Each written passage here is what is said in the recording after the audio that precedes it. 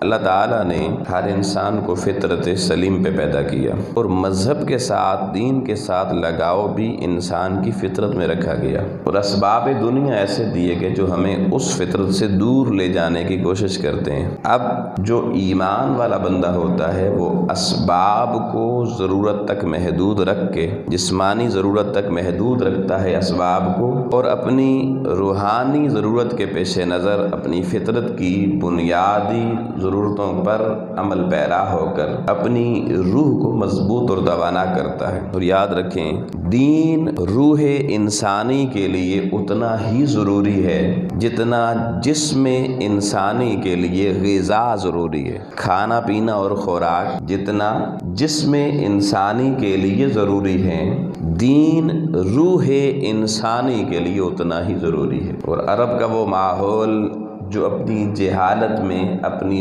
عروج کو پا چکا تھا، اپنی جہالت کو ایک کلائمیکس تک لے جا چکا تھا، تو اللہ تعالیٰ نے اس قوم کے سامنے جب پیغمبر اکرم صلی اللہ علیہ وسلم کو دین متین دین اسلام کی نعمت دے کر بھیجا، تو وہ بالکل اس ماحول میں دین کی آمد ایسے ہی تھی جیسے سخت گرمی کا ماحول ہو، موسم ہو، اور سخت گرمی کے موسم میں اچانک رحمت کا سحاب اور بادل سامنے آ جائے اور رحمت بھری خوبصورت بارش ہو، تو انسان کو جو کیفیت نصیب ہوتی ہے، اللہ تعالیٰ نے اس معاشرے کے انسانوں کو بھی اس جہالت کی عطا گہرائیوں میں دین اسلام کی روشنی سے منور کر کے انہیں بھی راحت جاں اور قلب کا وہ سامان دیا جو اندھیری تاریک رات کی گہرائیوں کے بعد صبح نور کی صورت میں کسی انسان کو ملتا ہے۔ اور پھر دیکھیے، وقت گزرتا گیا، آج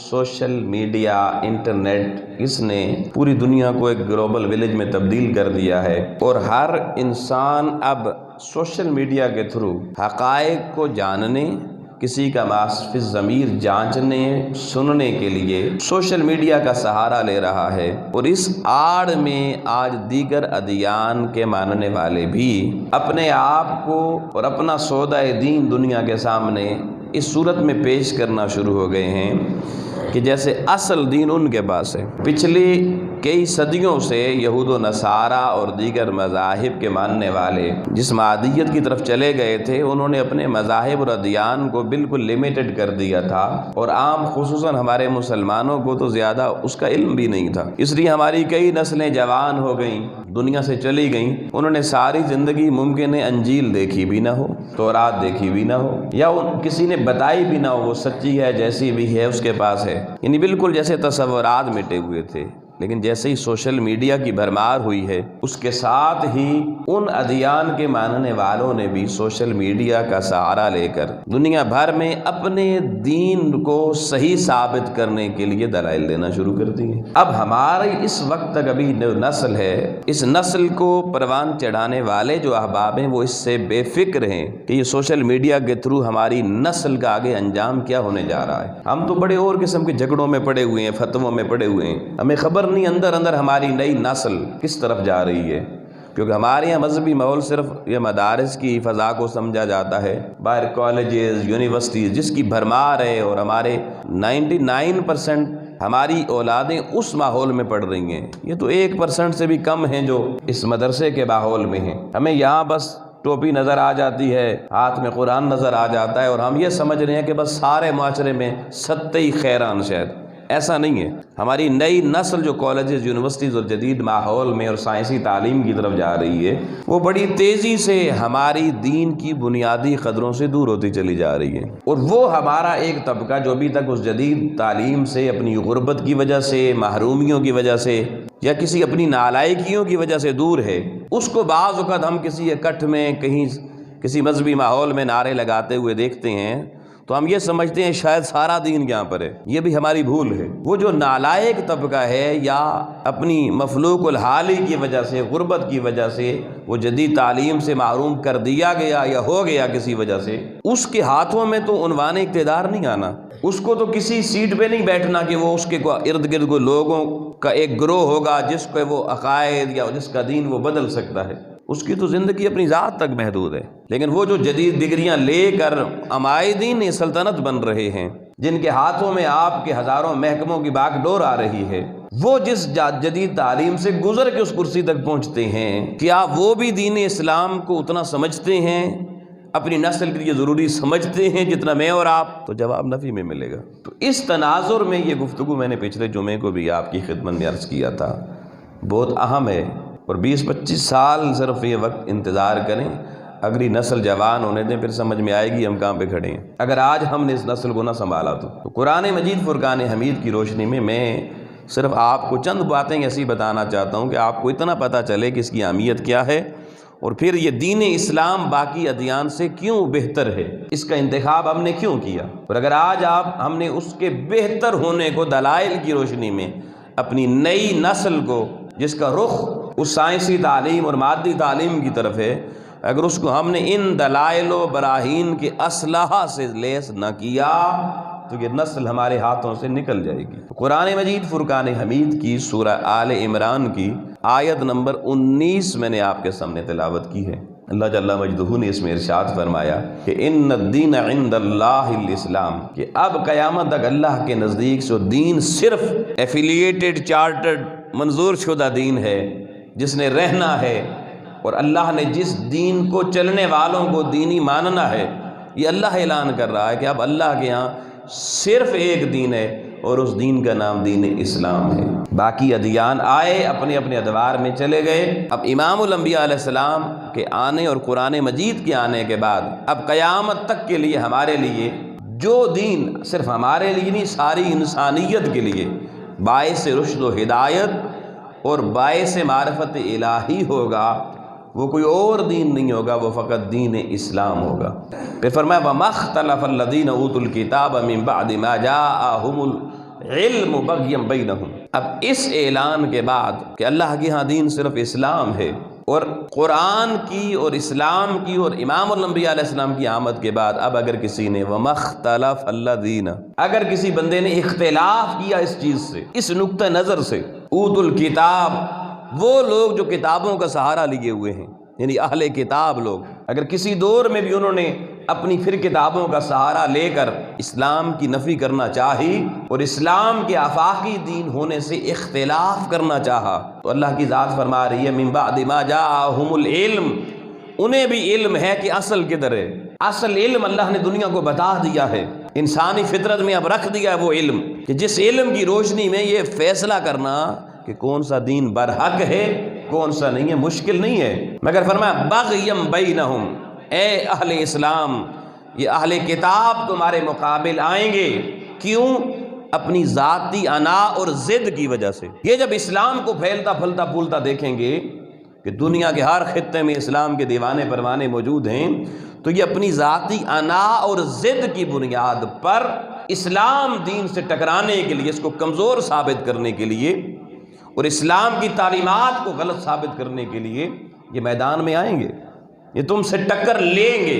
اب اللہ کی ذات نے دوستان محترم بالکل واضح کر دیا کہ اہل اسلام نے سو نہیں جانا، خواب غفلت کا شکار نہیں ہو جانا کہ بس جی ٹھیک ہے ہمیں تو پیدائشی کلمہ مل گیا ہے، اب اس کے بعد ساری زندگی نہ بھی پڑھیں تو کیا ہے جی۔ تو بنیادی دین اسلام کی تعلیم کے اسلام کا مقام کیا ہے ہماری زندگی میں، اور دین اسلام کے تقاضے کیا ہیں، اور تقابل ادیان میں یہود و نصارہ اور دیگر مذاہب کے مقابلے میں اسلام کیوں ایک ایڈوانس دین ہے اور بہترین انسانیت کے لیے باعث ہدایت دین ہے، ان وجوہات اور ریزننگ کو جاننا ہر شخص کے لیے لازم قرار دیا گیا۔ کیوں لازم ہے؟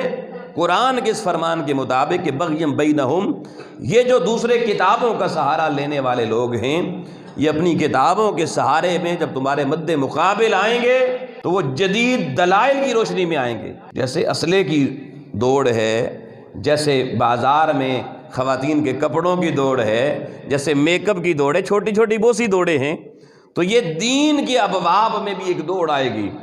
اس میں اگر تم نے اہل اسلام نے صحیح معنوں میں اسلام کی عظمت کو نہ پہچانا، نہ جانا، اور اس کو صرف بس رسمی دین سمجھ کے مانتے رہے، تو پھر نئی نسلیں ہاتھ سے نکل سکتی ہیں۔ اور پھر اللہ نے یہ بتا دیا کہ اگر تمہاری نسل کوئی کسی اور کی بات سن کر وَمَن يَكْفُرْ بِآيَاتِ اللَّهِ، اگر انہوں نے اللہ کی ان آیتوں کو جھٹلایا، نہ مانا، نافرمانی کا کوئی راستہ اختیار کیا، تو فَإِنَّ اللَّهَ سَرِيعُ الْحِسَابِ، پھر ویسے تو اللہ نے یوم یقوم الحساب کہا نا کہ قیامت والے دن حساب کرے گا، مگر یہاں لفظ بڑا قابل توجہ ہے، فرمایا ان اللہ سریع الحساب۔ سریع کا معنی ہوتا ہے جلد، تیزی سے، تو پھر فرمایا اللہ ایسے لوگوں سے حساب کتاب وہ قیامت تک موقوف نہیں رکھے گا، ان سے جلدی حساب لے گا۔ کیا لے گا جی؟ جلدی حساب لے گا۔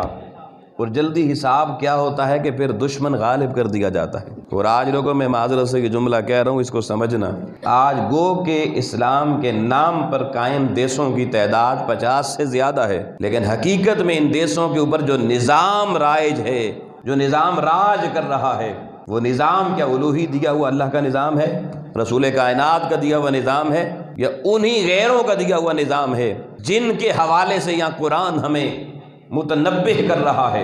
اگر آپ یہ کہیں گے کہ جی نظام تو کسی اور کا ہے، تو پھر سمجھ لیں کہ غفلت میں ہم ڈوب چکے ہیں۔ کوئی ایک اس وقت اسلامی ملک جو کلیتاً آزاد خود مختار اسلامی ریاست کے طور پر اسلامی نظام سلطنت کو لے کے چل رہا ہو، چراغ جلا کے نہیں ملے گا۔ یہ کمزوری کیوں آئی؟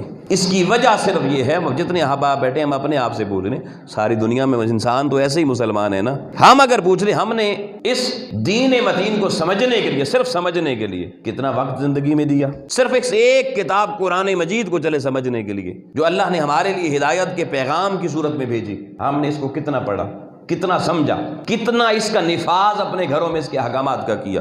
ہماری زندگی کی پرائرٹیز اور ترجیحات میں دور تک کہیں قرآنی تعلیم سرے سے ہے ہی نہیں۔ اور اب کچھ لوگ جو تھوڑے بہتے کوئی آدھا % اس طرف آتے بھی ہیں، وہ بھی میں نے جی کورس کیا ہے 3 دن کا، 7 دن کا، 40 دن کا، کوئی بہت کہے گا میں نے 4 مہینے سال کا کورس کر لیا۔ اس سے پوچھیں آپ نے الف لام میم سے والناس تک سارا قرآن ترجمے سے پڑھا ہے؟ تو جواب آپ کو نو میں آئے گا۔ اپنے نبی علیہ الصلوۃ والسلام کی احادیث کا ذخیرہ، اس ذخیرے کو چھوڑ دیں، کوئی ایک کتاب لے لیں، صحیح بخاری لے لیں، مسلم لے لیں، ترمذی لے لیں، ابن ماجہ لے لیں، کوئی ایک کتاب بھی کسی نے پڑھی؟ ٹائم ہی نہیں ہے، خریدی ہی نہیں ہے کبھی۔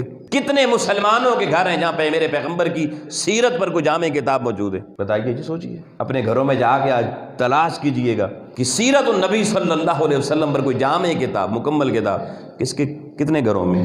تو جو قوم اپنے پیغمبر کی سیرت کے ساتھ اس قدر بے وفا ہو چکی ہو، اسے اپنی نسلوں کے لیے میتھمیٹکس، انگلش اور دیگر سائنسز کی کتب لینے کی فکر ہو، ہزاروں روپے لگا کے ہر سال لیتی ہو، اگر وہ قوم اللہ اور اللہ کے رسول کی کتاب ہدایت اور سیرت کی چند کتب لے کر گھر میں اپنی نسلوں کو نہ دے سکے، اس قوم سے اب کیا ایکسپیکٹ کریں؟ وہ دین اسلام کی کیا خادم بنے گی؟ لیکن ایک بندہ کہتا جی یہ جناب فوج ہے جی، لڑنے کے لیے تیار ہے، اس سے پوچھیں آپ کا اسلحہ کدھر ہے؟ کہتے ہیں وہ تو خریدا ہی نہیں ہے۔ اب مجھے بتائیں جنگ کرے گی وہ قوم؟ وہ لڑنے کے قابل ہے؟ کوئی مانے گا اس کو کہ یہ واقعی لشکر ہے؟ تو دین اسلام کی تعلیم تو اللہ کا قرآن اور حضور علیہ الصلوۃ والسلام کی سیرت سے ملنی ہے۔ وہ پڑھنا، پڑھانا، گھر میں اس کو لانا رکھنا، یہ تو ہمارے شغل میں ہی نہیں ہے۔ چراغ جلا کے محلے میں کوئی ایک گھر ہوگا یہاں کوئی کتاب، وہ بھی اگر کوئی لے آیا ہوگا تو پڑھے پڑھے اس کی بھی گرد پڑی ہوئی ہوگی، پڑھنے والا کوئی نہیں ہوگا۔ یہ ہمارا حال ہے۔ قرآن مجید پہ اللہ کہہ رہا ہے فَإِنَّ اللَّهَ سَرِيعُ الْحِسَابِ، سریع الحساب،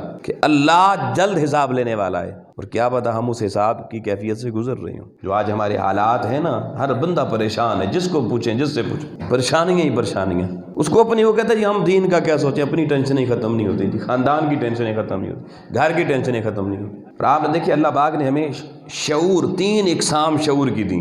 ایک کہتے ہیں نا یہ شعور، ایک کو کہتے ہیں جی لا شعور، ایک کو کہتے ہیں تحت الشعور۔ اب کسی بندے سے یہاں ان 3 شعور کی اقسام پہ صرف پوچھ رہے ہیں بھئی ان کا معنی کیا ہے، مقصد کیا ہے، معلوم نہیں ہوگا۔ جس شعور سے فیصلے کرنے تھے، جو شعور کی ہمیں 3 اقسامات دی گئیں، ان کے بھی ہمیں معلوم نہیں ہے کسی کو، اور نہ ہماری اسٹڈی میں یہ چیزیں شامل ہیں۔ پھر انگلش ٹرمینالوجی میں اس کو اور 2 میں لوگ لے آئے، صرف کانشیس اور سب کانشیس مائنڈ۔ اب اہل مغرب کانشیس اور سب کانشیس مائنڈ پہ انہوں نے سینکڑوں کتابیں لکھ دی ہیں۔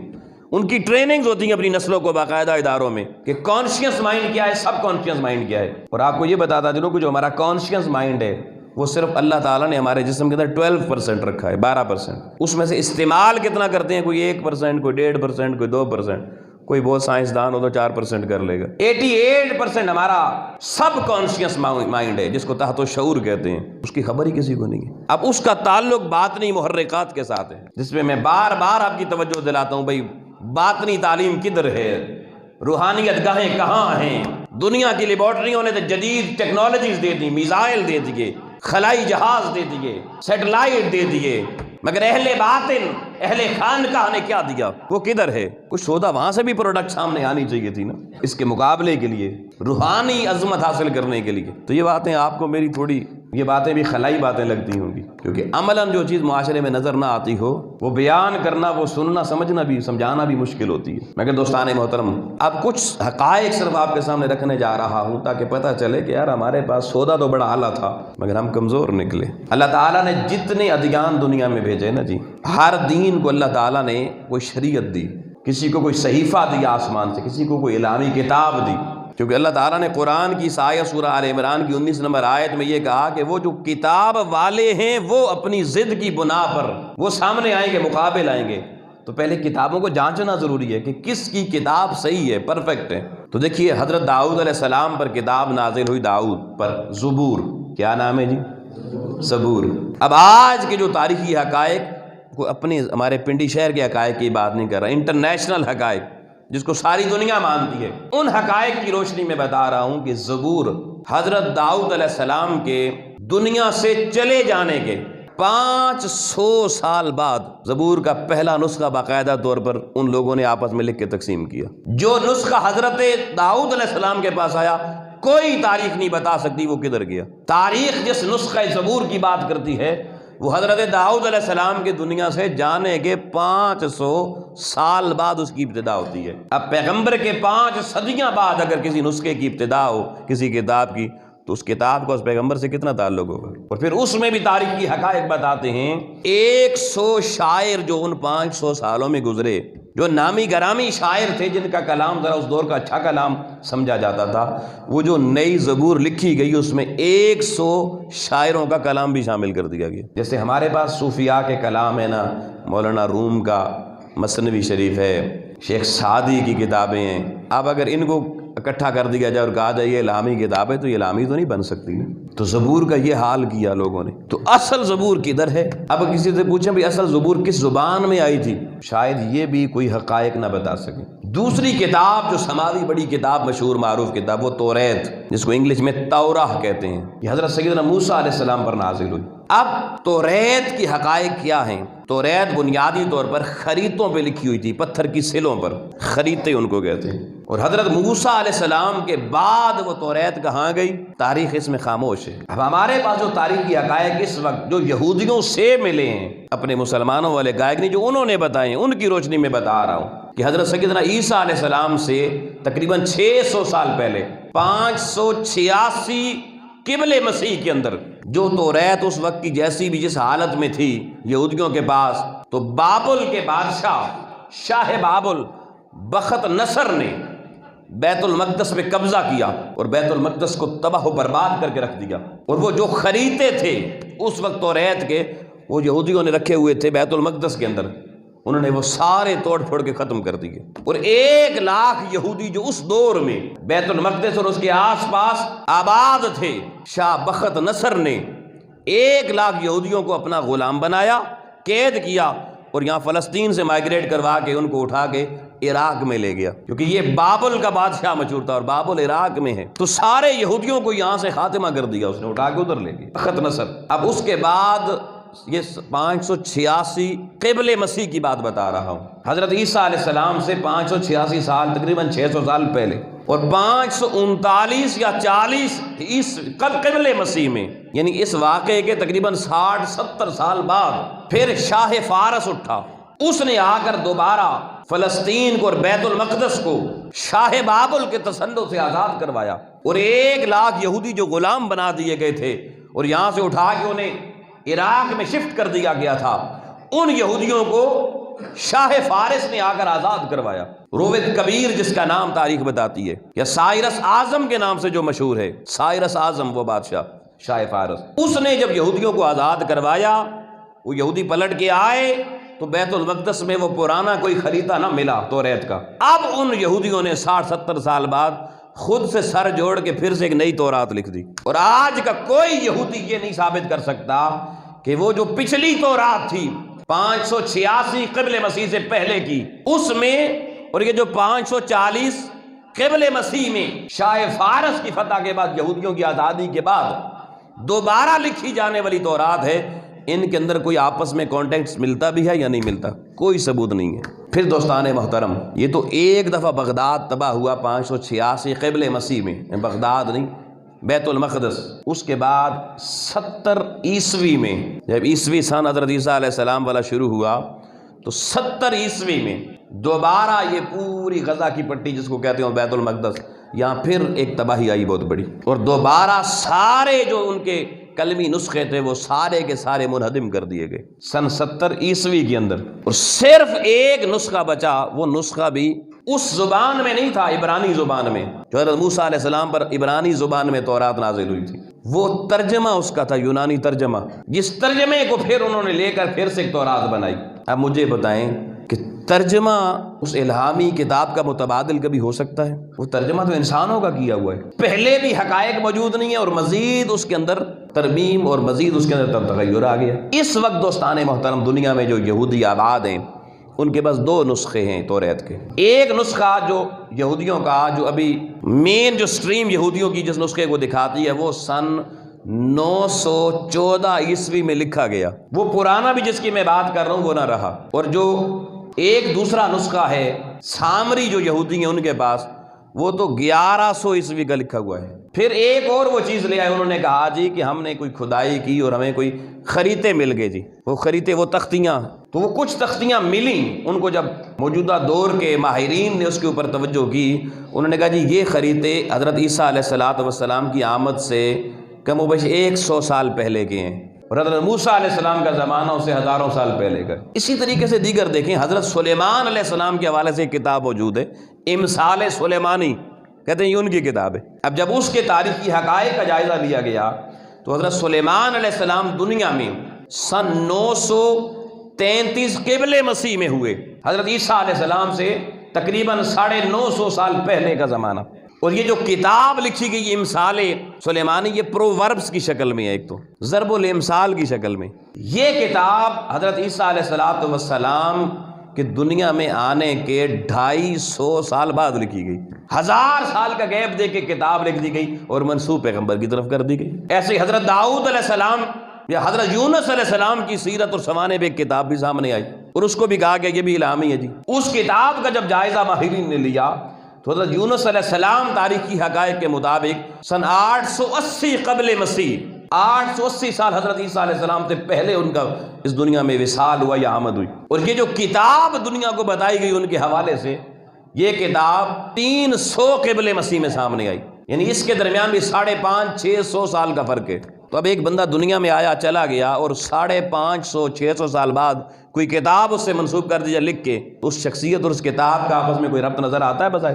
پھر اس سے آگے چلیے، یہودیوں کے پاس اس وقت ایک اور نسخہ جس کو وہ اپنا تلمود کہتے ہیں، تلمود، اور پوری دنیا میں جو اب یہودی مناظر ہیں نا وہ تلمود کو لے کر آتے ہیں میدان میں۔ یہ تلمود کیا ہے؟ اب یہ بڑی سننے والی بات ہے کہ اس کو کہتے ہیں اورل لاز۔ جیسے ہمارے یہاں نا پرانے بزرگوں نے کچھ کہاوتیں بنا دی، کہتے ہیں پرانے بابے یہ کہتے سن جی، اس طرح کوئی کہاوت، کوئی ضرب المثل سنا دی جاتی ہے، تو حضرت موسیٰ علیہ السلام پہ کہا جاتا جو کتاب نازل ہوئی نا وہ اورل لاز کی صورت میں، قوانین کے صورت میں نازل ہوئی، اور وہ اورل لاز یہودی کہتے ہیں جی کہ وہ سینہ بسینہ چلتے رہے، سینہ بسینہ لکھے نہیں گئے۔ اور حضرت موسیٰ علیہ السلام کی دنیا سے جانے کے 1300 سال بعد، کتنے جی؟ 1300 سال بعد وہ جو سینہ بسینہ چلنے والے اورل لاز تھے، ان کو ایک شخص جس کا نام ہے ابی یہودا بن شمعون، اس شخص نے ان سارے اورل لاز کو جو جس سے ملے جیسے ملے اس نے ان کو جمع کر کے ایک کتاب ترتیب دی اور اس کا نام رکھا مشنا، اور کہا یہ تورات ہے جی، مشنا۔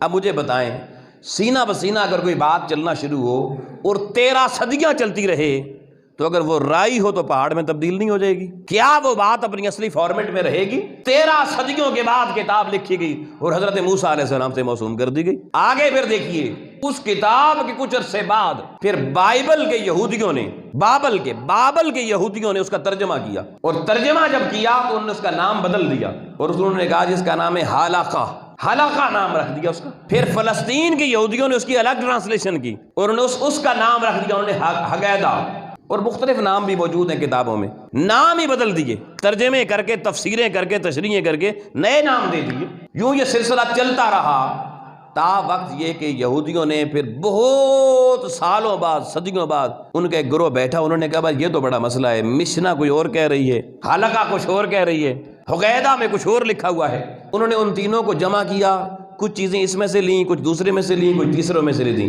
باقی چیزیں نکالیں اور ایک اپ ڈیٹڈ ورژن تیار کیا۔ اس ورژن کا نام انہوں نے تلمود رکھ دیا، اور اب یہودی کہتے ہیں ہمارے پاس اگر تورات دیکھنی ہو تو تلمود ہے۔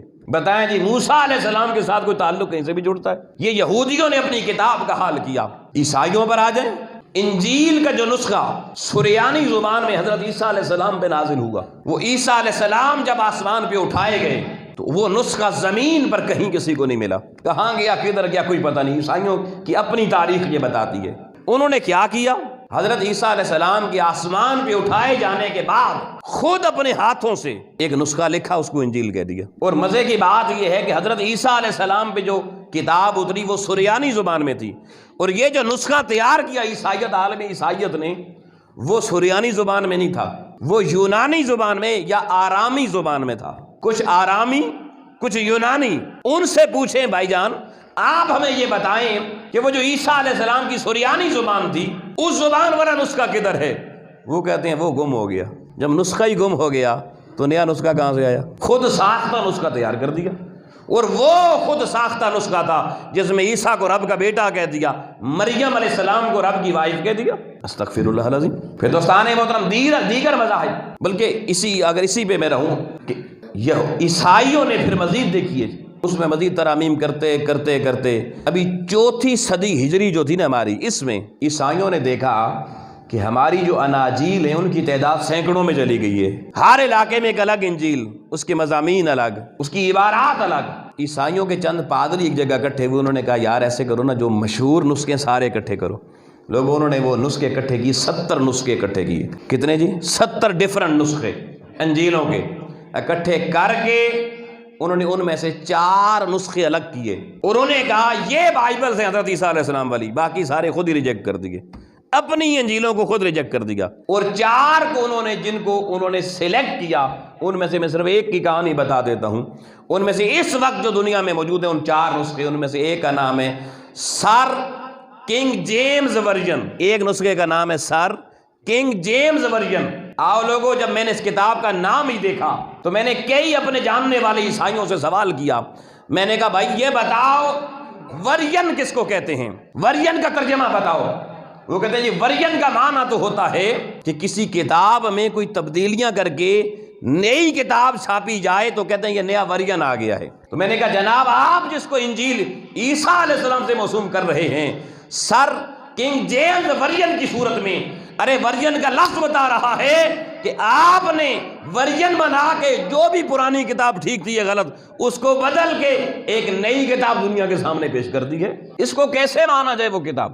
تو عیسائیوں کے بس کوئی جواب اس کا نہیں۔ اور جو کتاب سلیکٹ کی گئی تھی نا ان 4 صدی کی جو عیسائیوں نے، اس نسخے کو بھی ہم نے تلاش کیا، اس نسخے میں اور سر کنگز جیم ورژن میں 5 چیپٹرز کا فرق تھا۔ وہ 5 چیپٹر پرانے نسخے سے انہوں نے نکال دیے کلیتاً، اتنی تبدیلیاں آ گئیں۔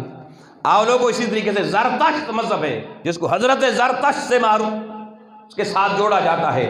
یہ زرتشت کون تھا یہ خود زرتشت مذہب کے بندے بھی نہیں بتا سکتے، لیکن ہم نے جو تحقیق کی اس کے نتیجے میں پتہ چلا کہ سکندر ذوالقرنین نے جب ایران کو فتح کیا تھا اس سے 250 سال پہلے یہ کوئی شخص زرتشت گزرا ہے۔ اب اس شخص کی جب عمر 40 سال ہوئی، اس نے تبلیغ شروع کی، اپنے خود ساختہ مذہب کی تبلیغ شروع کی، اور اس وقت کا جو بادشاہ، اس نے کتاب پھر لکھی، خود لکھی اس شخص نے۔ وہ تو کہتے ہیں یہ بھی الہامی کتاب ہے، اس کا نام اوستا، الف واو سین تے الف تا۔ یہ کتاب اس نے اپنی تعلیمات کی معاشرے کے سامنے پیش کی۔ اس وقت کا جو بادشاہ تھا نا، اس کا نام تھا گستاسب۔ وہ بادشاہ اس کتاب سے متاثر ہو کے زرتشت کا مرید بن گیا۔ جب بادشاہ وقت مرید بنا تو اس نے اپنے شیخ کی اس کتاب کو اٹھایا اور اس کو سرکاری مذہب ڈکلیئر کر کے زرتشت کو اپنے دور کا مذہب بنا دیا. لیکن آج دنیا میں زرتشت کی زبان کیا تھی یہ بھی کوئی بتانے والا نہیں ہے، اور اس تک کتاب کی زبان کیا تھی یہ بھی کوئی نہیں جانتا. یہ حال ہو گیا اس مذہب کا.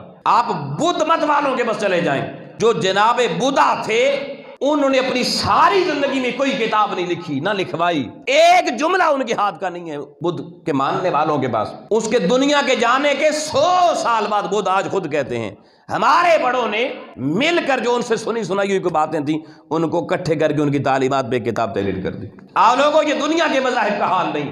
وقت نہیں میں مزید مذاہب کی بولی بھی آپ کو سناتا، مگر آپ لوگوں آج کی گفتگو اختتام کرتے ہوئے یہ نکتہ بتانا چاہتا ہوں. میرا آپ کا انتخاب دین محمدی، دین اسلام کیوں ہے؟ آپ لوگوں قرآن عرش سے اتر رہا تھا، جبریل لا رہا تھا، میرے محمد کو سنا رہا تھا، آقا صحابہ کو سنا رہے تھے، مگر صرف بات سننے سنانے تک نہ رہی. ایک نہیں، 2 نہیں، 5 نہیں، 10 صحابہ کو بٹھا کر میرے مصطفیٰ خود لکھوا بھی رہے تھے. آج 14 صدیاں 15 صدیاں گزرنے کے بعد بھی وہ جو 10 حضور علیہ السلام سے وہی لکھنے والے کاتبانے وہی ہے. ارے اس امت کا کمال دیکھیں، اس 10 کا نام بھی جانتی ہے، سارا تعارف بھی کروا سکتی ہے. اس لیے ہم اسلام کے ماننے والے ہیں کہ ہماری کتاب آئی، آقا علیہ السلام نے سنی، صحابہ کو سنائی، مگر یہاں تک بات ختم نہیں ہوئی. 10 کاتبانے وہی کو بٹھا کے پتوں پر، شیشم کے پتوں پر، پتھر کی سلوں پر، لکڑی کے تختوں اور خریدوں کے اوپر 3 جگہوں پہ ڈیفرنٹ جگہوں پہ کتاب لکھوا دی. پھر آقا علیہ السلام خود حافظ قرآن تھے، امام الانبیاء علیہ السلام حافظ قرآن تھے. ہر رمضان کا مہینہ آتا، جیسے آج کی حافظ رمضان میں سنانے والا اور سننے والا آپس میں دور کرتے ہیں، یہ دور کرنے کی سنت کہاں سے آئی؟ ادھر رمضان کا مہینہ آتا، میرے محبوب محمد مصطفیٰ قرآن پہلے جبریل کو سناتے، جبریل مصطفیٰ کو سناتا. جبریل بھی حافظ قرآن، میرے محبوب بھی حافظ قرآن. اور پھر بات یہاں تک ختم نہیں ہوئی، پھر آقا علیہ السلام نے لکھوایا. وہ جریدے جو لکھے گئے 10 کاتبانے وہی کے وہ رہے. صدیق اکبر کا زمانہ آیا، جنگ یمامہ ہوئی، سینکڑوں حفاظ صحابہ شہید ہو گئے. حضرت صدیق اکبر انہوں نے حضرت فاروق اعظم کے مشورے سے وہ جو امام الانبیاء علیہ السلام کے کاتبانے وہی کے ہاتھوں کے لکھے ہوئے نسخے تھے وہ سارے اکٹھے کر کے قرآن کو باقاعدہ کتابی شکل صدیق اکبر نے اپنے ہاتھ میں دے کر دنیا کو بتا دیا کہ صدیق اکبر کو اسی لیے جامع القرآن کہا جاتا ہے. جامع کتابی شکل دے دی. پھر سید عثمان غنی کا دور آیا. لوگوں سید عثمان غنی نے جب دیکھا کہ اسلام کی سرحدیں 5 بر اعظموں تک چلی گئی ہیں، آپ نے وہ نسخہ صدیقی ام المومنین سے منگوایا ان کے گھر سے، اور منگوا کے 4 نسخے اس کے ترتیب دیے. مزید کتنے جی؟ 4 نسخے. آپ لوگوں سید عثمان غنی نے جو 4 نسخے لکھوا کے دنیا میں بھیجے تھے، کاپیاں 4 کروا کے، اس نسخہ صدیقی کے آج اس وقت میں اور آپ جس دور میں رہ رہے ہیں، آج بھی چلے جائیں تاشقند کی لائبریری میں، آج بھی چلے جائیں استنبول کی لائبریری میں، اللہ کی عزت کی قسم لوگوں تاشقند کی لائبریری میں بھی اور استنبول کی لائبریری میں بھی سید عثمان غنی کے لکھے ہوئے قرآن آج بھی موجود ہیں. یہ 2 نسخے آج بھی دنیا کی حفاظت میں.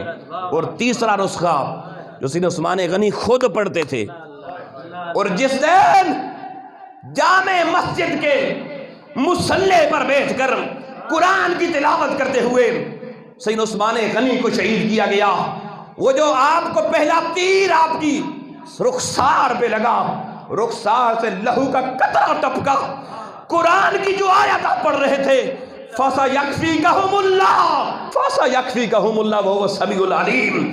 لوگوں وہ قطرہ سید عثمان غنی کے خون کا ان لفظوں پہ گرا، اس کا ایک داغ بنا. آج بھی سمرقند کے میوزیم میں جائیں، نسخہ عثمانی پڑا ہے، یہ آیت نکالیں، آپ کو دھبا خون عثمان کا آج بھی نظر آئے گا. آج بھی وہ دھبا جو خون کا لگا تھا. ہمارے کئی دوست گئے، وہ دیکھ کر آئے ہیں جب یہ آیت کھولیں فَسَيَكْفِيكَهُمُ اللَّهُ، اوپر باقی حالت اور ہے، یہاں پہ ایک دھبا ہے، وہ دھبا آج بھی بتا رہا ہے کہ جو قرآن عثمان نے پڑھا ہم وہی پڑھ رہے ہیں۔ اور پھر لوگوں، میں بات ابھی یہاں روکتا ہوں، ختم کرتا ہوں۔ جرمنی میں یونیورسٹی ہے، میونک یونیورسٹی، اس نے 1940 کے لگ بھگ ایک کام شروع کیا۔ وہاں کے پروفیسروں نے ایک فنڈ جمع کیا، اور فنڈ جمع کر کے انہوں نے ان کا ڈپارٹمنٹ آف تھیولوجی کا ڈپارٹمنٹ ہے، ان کو ایک ٹاسک دیا۔ ٹاسک کیا تھا کہ پوری دنیا سے قرآن کے نسخے اکٹھے کریں، ایک لیب میں بیٹھ جائیں، کسی ایک نسخے میں ایک لفظ ادھر سے لے آئیں، ہم مسلمانوں کو غلط ثابت کریں گے۔ آؤ لوگو، میرے رسول کا عظیم معجزہ قرآن، قیامت تک یہ معجزہ ہے، میرے نبی ہے برحق کر رہے کا، ایک نہیں، دو نہیں، 10 نہیں، 40,000 نسخے عیسائیوں نے منگوائے۔ اس ڈپارٹمنٹ آف تھیولوجی کے پروفیسر بیٹھ گئے، کئی سال تحقیق ہوئی، 40,000 نسخے کنگال دیے۔ اللہ کی عزت کی قسم، میونک یونیورسٹی جرمنی کے ڈپارٹمنٹ آف تھیولوجی کے ہیڈ آف ڈپارٹمنٹ کو دنیا کو کہنا پڑا، ہم نے قرآن جو محمد کو اترا 40,000 نسخے کنگالے ہیں، ہمیں ایک جگہ پہ ایک نقطے اور ایک زیر زبر کا فرق بھی نظر نہیں آیا۔ Head of theology department of Munich university of Germany, وہ کہتا ہے ایک زیر زبر اور نقطے کا فرق ہم نے قرآن میں نہیں دیکھا۔ آؤ لوگو، آج میں اور آپ فخریہ انداز میں پوری دنیا کے مذاہب کے سامنے یہ اعلان کر سکتے ہیں کہ اگر آج دھرتی پہ کوئی ورڈز آف گاڈ اللہ کے لفظ دیکھنا چاہتا ہے، نہ عیسائی دکھا سکتا ہے، نہ یہودی دکھا سکتا ہے، اگر اللہ کے لفظ اس دھرتی میں کائنات کو کوئی دکھا سکتا ہے تو مسلمان قرآن کی شکل میں دکھا سکتا ہے۔ ہم اس لیے قرآن کو مانتے، اس لیے اسلام کو مانتے ہیں۔ اب اللہ کی بارگاہ میں دعا کریں، مالک و مولا، اتنا خوبصورت ستھرا دین تو نے دیا ہے، ہمیں اس کا محافظ بن جانے اور اپنی نسلوں کو یہ حقائق سمجھانے، بتانے، سکھانے کی توفیق عطا فرما۔ وآخر دعوانا الحمدللہ رب العالمین۔